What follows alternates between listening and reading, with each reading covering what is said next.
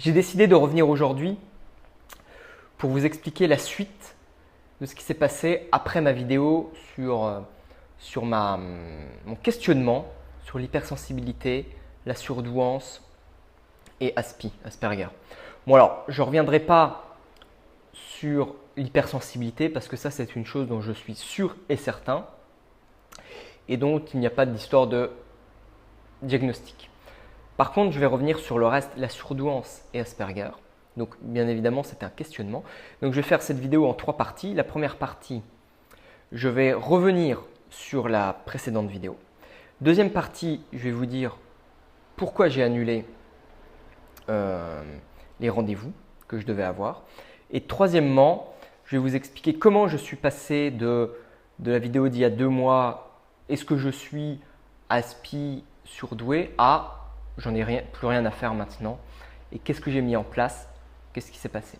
Voilà, alors, tout d'abord, l'objectif de la première vidéo, comme vous l'avez vu, mais comme certains ne l'ont pas compris, le titre était « Moi, hypersensible, surdoué, Asperger, point d'interrogation ».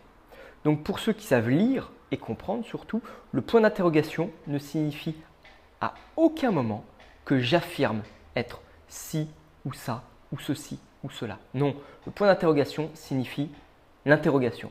Ça signifie que je me pose une question, que je pose un questionnement, que je soulève une hypothèse. Et donc à ce moment-là, ce n'est pas une affirmation, sinon il y aurait eu un point ou un point d'exclamation, mais surtout pas un point d'interrogation. Donc à aucun moment dans cette vidéo-là, je n'affirme être surdoué ou Asperger. Au contraire, si je l'affirmais, je n'irais pas vous dire dans la vidéo que j'attends d'avoir un diagnostic, une consultation chez les Asperger, enfin chez les autistes et dans un centre Cogito pour les surdoués. Pas du tout. Deuxièmement, l'objectif de cette vidéo n'était pas du tout de vous décrire comment moi je suis, mais au contraire, juste d'évoquer très rapidement et de vous montrer mon questionnement. Donc, à aucun moment je voulais, dès le début de cette vidéo, vous dire « moi, voici tous les symptômes que j'ai ». Au contraire, comme je l'ai dit dans des commentaires, c'est très dur de parler de soi quand on doit se comparer aux autres et alors que pour moi, c'est ma normalité. Donc, vous dire comment moi je suis, pour moi, c'est très compliqué. Il aurait fallu que je fasse une liste avant et je n'en avais pas du tout l'objectif. Donc, ce n'était pas du tout ce que je voulais.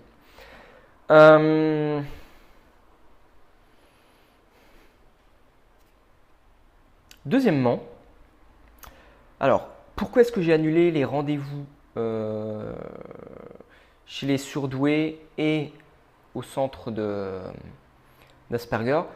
Tout simplement pour diverses raisons. Suite à cette vidéo, je me suis posé des questions. Je me suis dit, attends, pour qui est-ce que tu veux faire ce diagnostic, ce double diagnostic? Est-ce que c'est pour toi ou est-ce que c'est pour les autres? Bien évidemment, la réponse était pour les autres. Ok. Pourquoi est-ce que tu veux, pour qui? C'est qui ces autres? Pour mes amis, pour ma famille, principalement mes parents. Ok. Pourquoi est-ce que tu veux faire ça? Eh bien, pour me justifier, pour leur montrer qui je suis et pour qu'ils comprennent enfin que je suis différent, pas comme eux, et qu'ils me comprennent, qu'on arrive mieux à se comprendre entre nous. Ok, déjà là, ça partait mal comme réponse que je m'étais donnée. C'était pas pour moi, mais c'était pour les autres. Moi, finalement, je m'en fous. Quand je suis tout seul, j'en ai rien à faire de qui je suis. Enfin, je sais qui je suis. Mais quand je suis avec les autres, en communauté, avec 2-3 personnes, une personne, tout de suite, je me sens différent et j'ai l'impression qu'on ne me comprend pas. Et donc, je me dis, en disant qui je suis, eh bien, ils vont me comprendre. Or, j'ai déjà essayé d'expliquer ce que c'était un surdoué à certaines personnes, comme par exemple à mes parents. Finalement, ils ne captaient rien. Ils s'en fichaient complètement. Ils me disent « Ah oui, tu as raison. » Ouais, et finalement, ils s'en foutaient. Et donc, à aucun moment, c'était pour moi. Donc, je me suis dit « Attends, si tu veux un diagnostic pour les autres et non pas pour toi, c'est la plus mauvaise raison de vouloir un diagnostic. » Ok, donc qu'est-ce que je fais? Eh bien, j'arrête. Je ne le fais pas. Ok, j'annule mes rendez-vous. En plus de ça, il y avait le fait que pour être diagnostiqué dans un centre Cogito, il fallait que je passe par des psychologues. Donc, Bien évidemment, ce sont des psychologues spécialisés dans ce domaine et qui s'y connaissent. Mais la plupart du temps, elles ne le sont pas elles-mêmes. Il faut passer par des tests qui ont un certain coût. À Paris, c'est tout de suite 600 €. Là où j'allais, c'était en province. Donc, c'était plutôt autour de 400 €. Ça prend du temps. Il faut se déplacer. En plus de ça, on nous fait passer des tests spécifiques qui peuvent être, en particulier pour le QI, influencés par le stress. C'est-à-dire qu'avec le stress au moment de ces tests, qui durent 2 heures, eh bien le stress peut faire diminuer le QI. Donc si vous aviez à la base un QI limite autour de 130, rien que le stress peut le faire passer en dessous des 130. Bien que le diagnostic de surdouance ne dépende pas complètement du QI supérieur à 130, eh bien ça peut vous faire douter. Et ça peut faire douter du diagnostic. Ok. En plus, les tests ont été mis au point par des personnes qui n'étaient pas surdouées, par des cerveaux gauches. Ok, donc c'est juste un outil pour classifier les gens, pour les séparer et pour les différencier, et qui n'a pas été fait en plus par des gens qui sont des cerveaux droits, enfin, ou qui sont surdoués. Ok, une raison de plus pour ne pas y aller. Quant aux ASPI, alors là c'était encore pire, puisque alors je m'étais posé la question d'être un ASPI. En tout cas, ce qui est sûr, c'est que j'ai certains symptômes autistiques, du trouble du spectre autistique. Asperger, je me posais la question, mais je n'en étais pas complètement sûr parce que par exemple, si je faisais certains tests en ligne, comme par exemple le test des visages, où on vous fait lire 36, où vous devez deviner 36 expressions du visage rien qu'avec le regard, et bien sur 36, j'avais déjà 31 ou 32. Voilà, ce qui était énorme pour quelqu'un qui pouvait se prétendre ou être Asperger. Bien évidemment, comme beaucoup de personnes hypersensibles, surdouées, ASPI, j'ai appris à m'adapter au monde extérieur et aux autres en observant, en imitant et en reproduisant certains schémas, certains traits faciaux, en lisant beaucoup. Et donc, peut-être que j'ai appris tout simplement à lire sur les visages au fur et à mesure des années. J'en ai aucune idée. C'est une hypothèse et sincèrement, maintenant, je m'en fiche. Alors voilà. Donc, pour les ASPI, finalement, j'avais un gros doute. Hein. Je vous ai dit, j'ai des symptômes autistiques, c'est sûr. Mais après, beaucoup doivent en avoir. Et quant à être Asperger, c'était une hypothèse que je voulais approfondir en tout cas, dans un certain sens. Quoi qu'il en soit, passer des diagnostics pour savoir si on est ou pas être Asperger nécessite de passer par un centre de ressources autistiques et donc par des psychiatres, donc des médecins, donc une autorité dite compétente qui va vous juger et vouloir vous faire entrer de nouveau dans des cases ou non, qui va avoir un regard assez, alors très scientifique, mais en même temps peut-être parfois méprisant, en tout cas peut-être condescendant, je ne sais pas. Mais vraiment un regard que moi j'avais pas du tout envie d'avoir. Moi-même étant médecin, comme vous le savez, eh bien j'avais pas du tout envie d'avoir affaire à des confrères psychiatres. Ça c'était hors de question. Ne pas avoir affaire à cette mafia médicale, moi-même en faisant partie. Mais en tout cas, voilà, j'avais pas du tout envie d'avoir des rendez-vous avec des psychiatres, passer des tests encore, perdre du temps ou pas, confronter de certaines personnes, me faire dire oui ou non, ou avoir un air suspicieux, ou avoir plein de questions. Et j'avais pas du tout envie que j'aille au centre Cogito ou au centre ressources des autistes, d'être ensuite fiché dans des dossiers qu'on pouvait retrouver un jour ou l'autre. Alors, rien que le fait de vous en parler et de mettre les vidéos sur YouTube, ça va se garder. Donc, on peut retrouver des traces, rien que de m'être posé la question. Mais avec mon petit côté parano sur certains points, qui tend à penser qu'un jour ou l'autre, s'il devait y avoir des purges de certaines catégories de population, comme ça a pu être fait avec, à l'époque des Khmers rouges, ou où à cette époque-là, tous les intellectuels, donc intellectuels, c'était les personnes qui savaient lire ou qui portaient des lunettes, ou qui étaient médecins, ou qui avaient des professions assez haut placées, ont été purgés. Je me dis que ça peut arriver n'importe quand, encore dans nos pays, même en France. Et donc je me dis, j'ai pas envie d'être classifié. Bon, c'est un peu con, hein, parce qu'il y a plusieurs choses qui font que je risquerais d'y passer. Mais bon, je suis pas là pour vous parler de ça. Et puis, troisièmement, je voulais pas du tout encore de me mettre une étiquette. Maintenant, je sais qui je suis. J'ai pas du tout besoin qu'on me mette une étiquette d'hypersensible, de surdoué, d'Asperger ou d'autres autismes. En fait, maintenant, je m'en fiche complètement. Et j'ai pas du tout besoin de ça pour vivre. Voilà. Il y en a qui ont besoin, qui en ont besoin, qui en avaient eu besoin, qui ont eu besoin de cette étiquette. Moi, au début, je voulais juste cette étiquette pour savoir qui je suis. Et ensuite, l'oublier. Me mettre l'étiquette, puis m'enlever cette étiquette pour me déclassifier. Et finalement, j'ai appris que je m'en fichais complètement. Parce qu'en faisant la vidéo précédente, j'ai aussi appris que j'ai eu des critiques sur cette vidéo. Particulièrement des critiques, non pas sur ce que je disais, mais plutôt sur qui j'étais. C'était donc des critiques complètement gratuites et je me suis dit, mais ils sont complètement cons ces gens. Et en fait, j'ai appris à m'en détacher. Ça m'a fait du mal. J'ai beaucoup travaillé dessus. J'ai beaucoup repensé. Ça m'a beaucoup offensé. Pourtant, le nombre de commentaires négatifs, c'était sur la poignée d'une main. Hein. Et d'autant plus que c'était commentaires, plus les personnes parlaient, plus elles s'enfonçaient elles-mêmes. Ce qui était assez drôle, donc j'ai appris à en rire. Je reparlerai dans une autre vidéo justement de savoir gérer les critiques des autres, les haters et tout ça, qu'elles soient constructives ou non. Et comme ça ne sert à rien d'entrer dans les débats. Mais en tout cas, je ne voulais pas de cette étiquette. Donc j'ai appris à m'en détacher et je vais maintenant vous détailler dans la troisième partie comment j'ai pu m'en détacher en différents points. Alors, j'ai appris à me détacher. Donc, troisième partie, comment je me suis détaché de ça en 8 points. 8 points, 8 choses qui m'ont permis de me détacher de cette nécessité d'avoir une étiquette et d'avoir ce diagnostic et qui font que je peux vivre sans. Peut-être que je vais me reposer la question dans les temps futurs, peut-être. Certainement la question par rapport au diagnostic de surdouance, beaucoup moins par rapport au diagnostic d'Asperger et le diagnostic d'hypersensible, comme je vous l'ai dit, j'en ai pas du tout besoin parce que je sais que je le suis et il n'y a pas de diagnostic.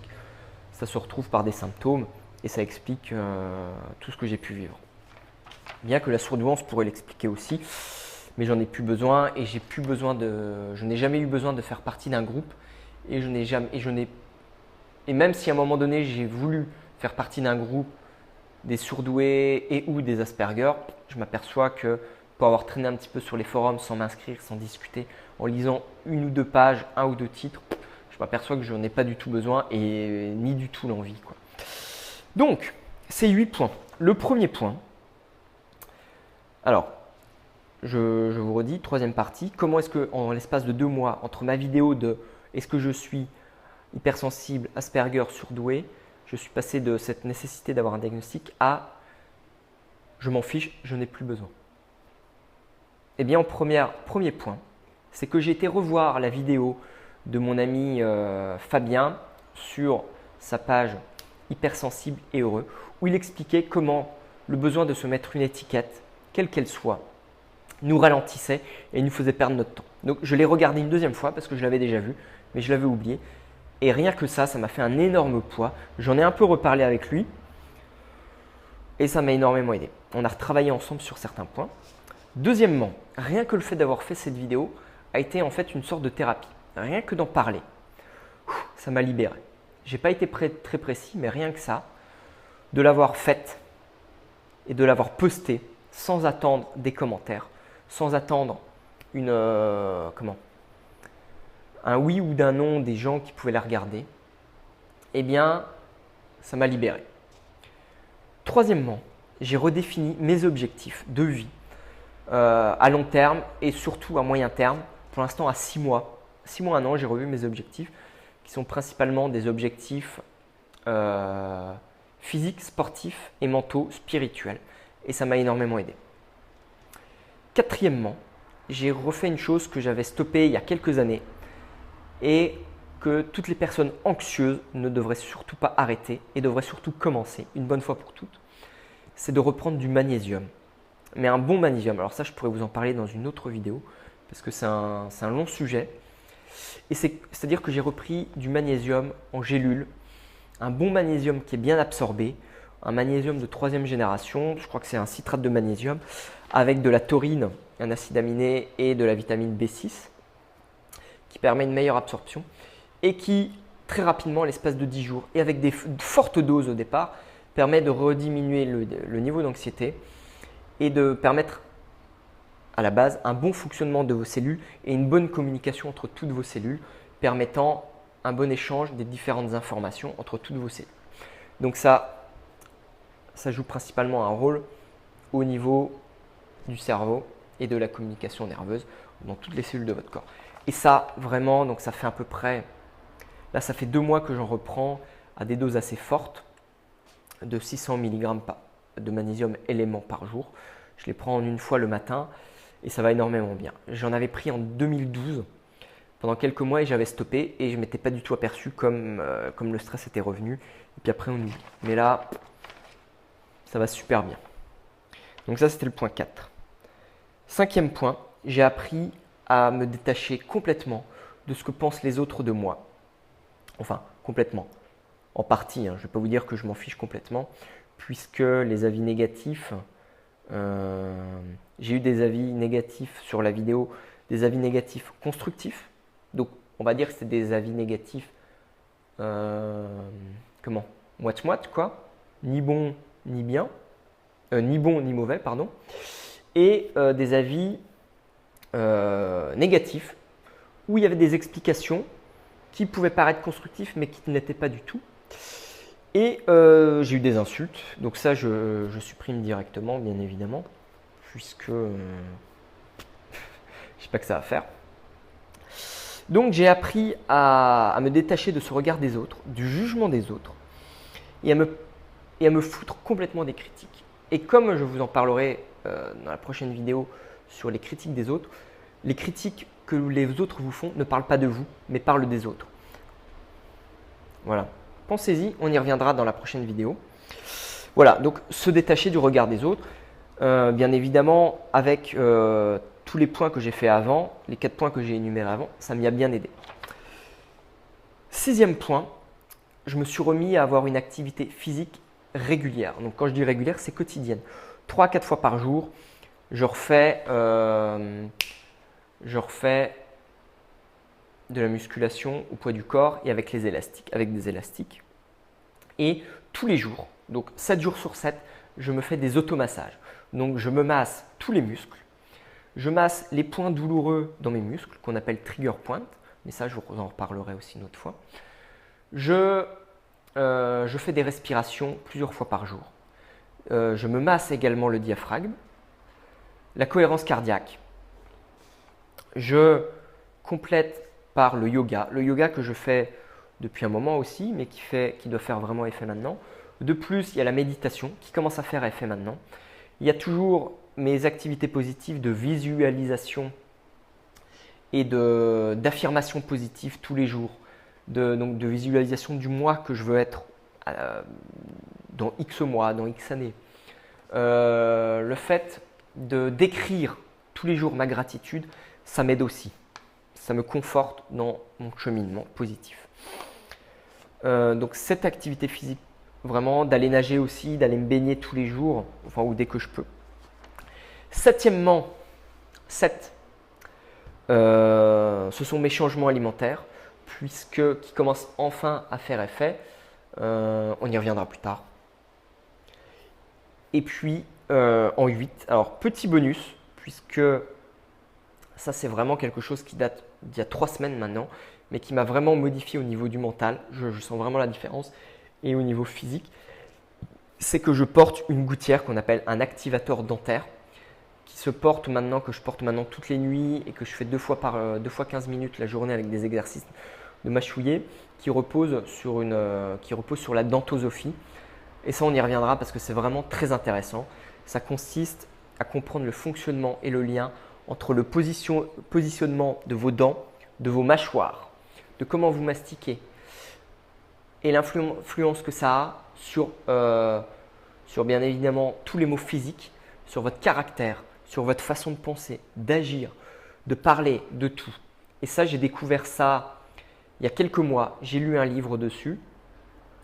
Il a fallu bien évidemment prendre le temps et le délai d'avoir un rendez-vous chez un orthodontiste, puisqu'il n'y en a que quelques-uns qui font ça en France, avec des délais de rendez-vous assez plus ou moins longs. Mais vraiment, ça vaut le coup. Donc ça, je vous en reparlerai. Donc il y a beaucoup de choses dont je pourrais vous reparler, mais il y a 8 points que je vais vous récapituler et qui m'ont permis de passer de j'ai besoin d'un diagnostic à je m'en fiche et que je vous redonne. Le premier, c'est j'ai regardé la vidéo de Oublier ses étiquettes de Fabien de Hypersensible et Heureux. Deuxièmement, ma vidéo précédente qui m'a servi d'autothérapie. Troisièmement, j'ai redéfini mes objectifs. Quatrièmement, magnésium. Cinquièmement, se détacher du regard des autres, du jugement des autres. Sixièmement, activité physique. Septièmement, changement alimentaire. Huitièmement, la dentosophie. Voilà. Dentosophie, c'est vraiment quelque chose qui date de 3 semaines, puisque je le porte depuis 3 semaines. Mais ça a joué son rôle. Voilà. Donc, bien évidemment, il y a des personnes qui ont besoin d'avoir un diagnostic, certainement beaucoup plus les enfants que les adultes. Si vous avez besoin d'un diagnostic, n'hésitez pas, faites-le. Mais si vous pouvez être capable de vous en passer, si ce que je vous ai dit peut vous aider, eh bien parlez-moi-en dans les commentaires. Voilà, je terminerai juste par vous rappeler que ma première vidéo n'a à aucun moment été faite pour dire que j'étais ceci ou cela, ou pour que vous pensiez que si vous étiez comme moi, vous l'êtes automatiquement. Non, pas du tout. C'était juste pour vous partager ce que moi je ressentais, que peut-être que vous pourriez vous reconnaître, peut-être que je pouvais vous aider, ou peut-être pas. Mais finalement, chacun votre chemin. Moi, j'ai eu mon chemin. Ça m'a fait souffrir pendant un certain nombre d'années. J'ai voulu passer à l'acte en prenant rendez-vous. Et finalement, quand j'ai pris rendez-vous, en réfléchissant, en faisant la vidéo, je me suis aperçu que j'en avais plus besoin. Et je n'ai aucun regret là-dessus. Maintenant, les gens pourront me critiquer, venir me dire que ça y est, la preuve que je fasse une vidéo sur le fait que finalement, j'ai plus besoin d'un diagnostic, ça prouve que je ne le suis pas. Mais fuck quoi, on s'en fout. Voilà, alors à bientôt et je vous attends dans les commentaires. Ciao!